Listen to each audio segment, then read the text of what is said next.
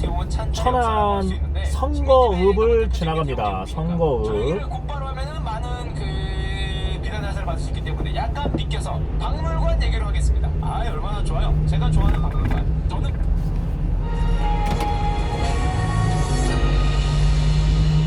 일생 동안 당신이 반드시 읽어야 될 100권의 책 일당 100. 오늘도 아주 좋은 책, 여러분께 도움이 될 만한 그런 책 한 권 소개해드리도록 하겠습니다. 반갑습니다. 저는 정프로고요. 네, 정박입니다. 네, 이지선입니다. 네, 지난주에 저희가 라이브를 한 번 또 네. 오랜만에 하지 않았습니까? 네. 실시간으로도 뭐 많은 분들이 찾아주셨고요. 또 조금 업로드가 늦었음에도 그래도 또 많은 분들께서 저희 라이브 방송 또 봐주셔서 네, 다시 한번 기도 감사 말씀을 드리겠습니다. 감사합니다. 네, 앞으로 여러분과의 접점을 계속 늘려나가는 그런 일당백이 되도록 노력하겠습니다. 자, 요즘에 이제 겨울은 겨울인데 별로 이렇게 겨울 같지 않은 겨울 아니겠습니까? 그죠?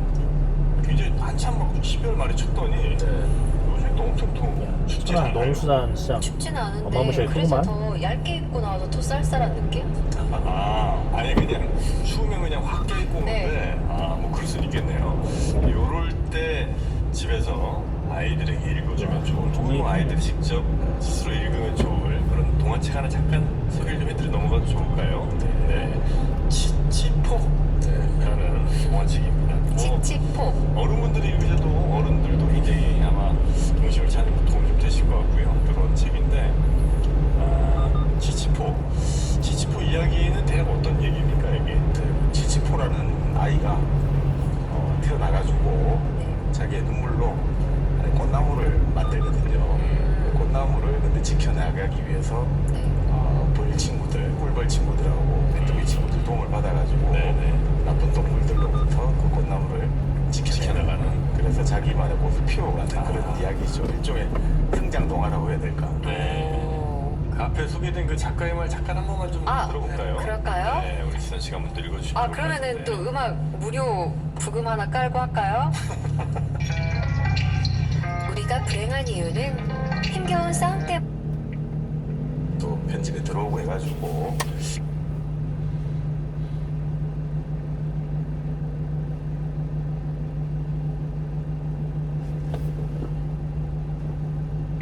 세계 역사상 많은 나라에는 손꼽히는 악녀들이 많았습니다.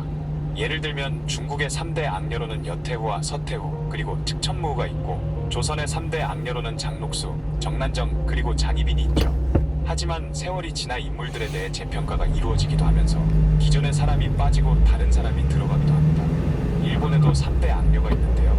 지난번에 영상으로 말씀드렸던 약 히노토미 600m 앞 신호 위반 및 시속 50km 단속 오늘은 구간입니다. 일본 3대 악녀 중 한 명인 벤치 요도노노에 대한 서브센터가 있구나. 이야기입니다. 요도노노는 우리나라의 BMW 라? 원수인 도요토미 히데요시의 접실로 그녀가 악녀로 평가받는 이유는 다 그녀가 낳은 자식들 때문이죠. 과연 그녀에게는 무슨 일이 있었길래 역사에 길이 남을 악녀로 이름을 남겼을까요? 그녀의 어릴 적 이름은 차차였습니다. 차차는 오미국 오다니성의 성주인 아자이 나가마사와 어머니 오이치 사이의 첫째 딸로 태어났죠. 어머니 오이치는 당시 최고로 강력한 힘을 가지고 있던 오다노부나가의 여동생이었는데, 아자이 나가마사와는 정략 결혼으로 맺어지게 된 것이었습니다. 하지만 아버지 아자이 나가마사가 쇼군 일가와 손을 잡으면서 오다 가문과의 사이가 악화되어 결국 오다노부나가의 공격을 받게 되었고, 아버지 나가마사가 세상을 떠나고 오다니성이 함락되면서 차차는 어머니와 두 동생과 함께 구출되어 또 다른 외삼촌이던 오다노부 칸의 보살핌을 받게 되었죠. 그러던 1582년 혼노지의 변이 일어나면서 오다노부나가가 세상을 떠나자 셋째 아들인 오다노부타카는 오다 가문의 중심인 시바타 가스이에와의 관계를 더욱 굳건히 하기 위해 자신의 고모이자 차차의 엄마이던 오이치를 가스이에에게 시집 보냈습니다. 그 이후로 차차는 어머니 오이치를 따라 가스이에의 거성인 기타노 쇼성으로 거처를 옮겨 살게 되죠. 하지만 얼마 안 가 오다노부나가의 후계를 정하다가 오다노부타카는 시바타 가스이에와 손잡고 하시바 히데요시와 전쟁을 치르게 되는데, 결국 시즈가타케 전투에서 히데요시에게 패배한 가스이에는 1583년 기타노쇼 성에서 오이치와 함께 스스로 목숨을 끊어버렸습니다. 그렇게 어머니도 잃은 차차와 두 여동생은 결국 하시바 히데요시에게 거두어져 그의 보호를 받기 약 시작했죠. 600m 앞 시속 50km 단속 구간입니다. 약 600m 앞에서 히데요시에게 대전 거두어져 천안IC 그의 보호를 받기 천안화성역 시작했죠. 방면 이때 지하차도 그녀는 두 오른쪽 동생에게 옆길입니다. 너희들은 오미의 명문 아자이 가문의 딸들이다. 꼴사납게 행동해서는 안 된다 라며 훈계했을 정도로 자존심 강하고 기가 센 여성이었다고 합니다. 이후 히데요시는 차차의 다른 두 여동생은 시집을 보내버렸지만 차차만은 20살이 지나도록 시집을 보내지 않고 있다가 1588년 그녀를 자신의 측실로 삼아버렸죠. 그런데 이 일에 대해 재미있는 썰이 있는데 차차의 어머니인 오이치를 사모하고 있었던 히데요시가 어머니를 가장 닮아 출중한 미모를 가지고 있었던 차차를 측실로 맞았다는 것입니다. 당시 그녀의 어머니 오이치는 전국에서 알아주는 최고의 미녀로 유명했는데 차차가 그녀의 어머니를 쏙 빼닮아 그녀 역시 당대 최고의 미녀로 것이죠. 당시 호세카이던 도요토미 히데요시는 정실부인 호다이인도 있었고 측실만 15명이나 두었었는데 그녀를 측실 중 가장 총애했다고 합니다. 그 이유가 바로 그녀의 미모 때문이었다고 할 정도로 미녀였던 것이죠. 그리고 측실이 된 지 얼마 안 가 그녀는 임신을 하게 되었고 이듬해인 1589년 아들 도요토미 스루마스를 출산하게 되었습니다.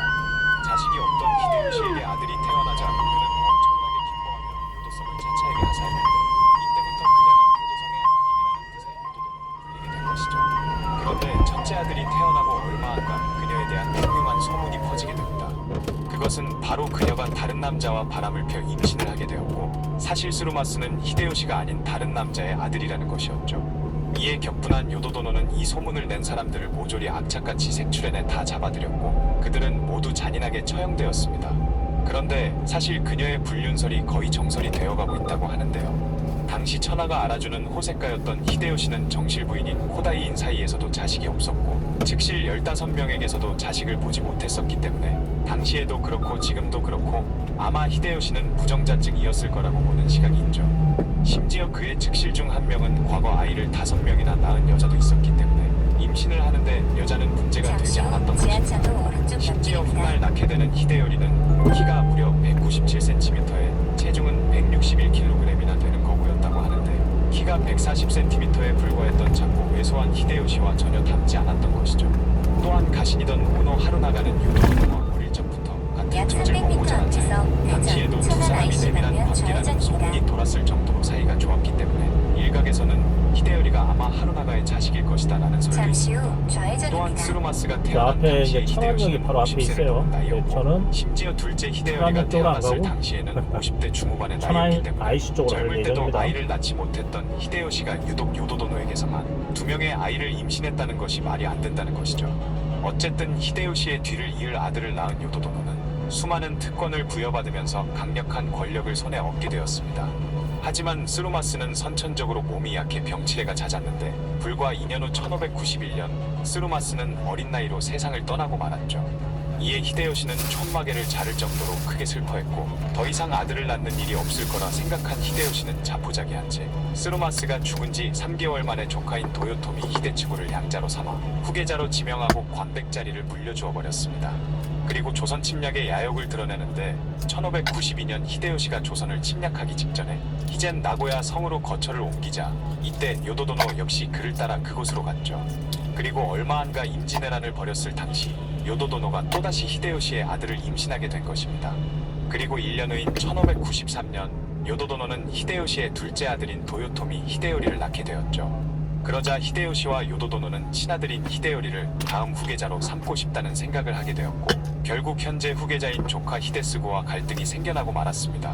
그렇게 1595년 히데요시는 히데스구를 모반제로 몰아 스스로 목숨을 끊도록 했고 결국 히데요시는 후계자로 히데요리를 삼게 되었죠.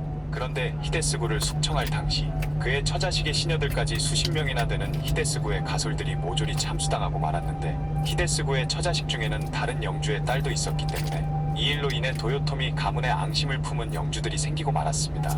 또한 히데요시는 히데츠구와 친했던 영주들까지 숙청하려 들었기 때문에 수많은 영주들은 그에게 등을 돌리게 되었죠. 요도도노가 낳은 첫째 자식 때문에 불륜에 대한 소문을 낸 수많은 사람이 그녀에 의해 죽임당했고 둘째 자식 때문에 기존의 나름대로 자리를 잡아가던 도요토미 가문의 후계자 문제가 다시 시끄러워지기 시작하면서 이후 히데스구를 비롯한 그의 가족들 그리고 수많은 영주들까지 도륙당하게 되었고 그렇게 그녀는 희대의 악녀가 되었던 것입니다.